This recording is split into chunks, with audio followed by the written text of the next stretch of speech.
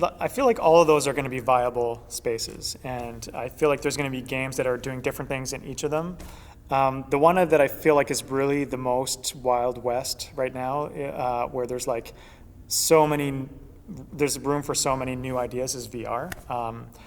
Like I, pretty much every week I see a new VR game that's doing something that I'm like, oh wow, I never thought of that. And there's just like, there's so much space for experimentation in there, and uh, it's also a space where there are some major problems that people are still figuring out how to solve.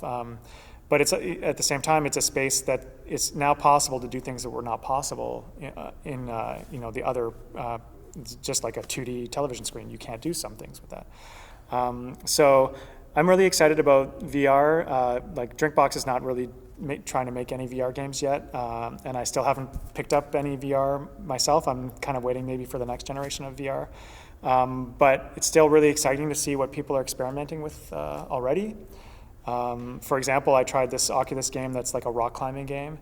And while it did not feel like 100% immersive to me, it's still like I could see the potential of this. It's like, it's incredible. Like you can't, when you're playing a game in 2D, you can't really give this feeling of like standing on the edge of a cliff and looking down, and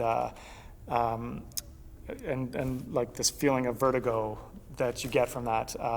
For me, like in a 2D game, if I look over, I don't feel any sense of danger, any real sense of danger from looking over a cliff in a 2D game.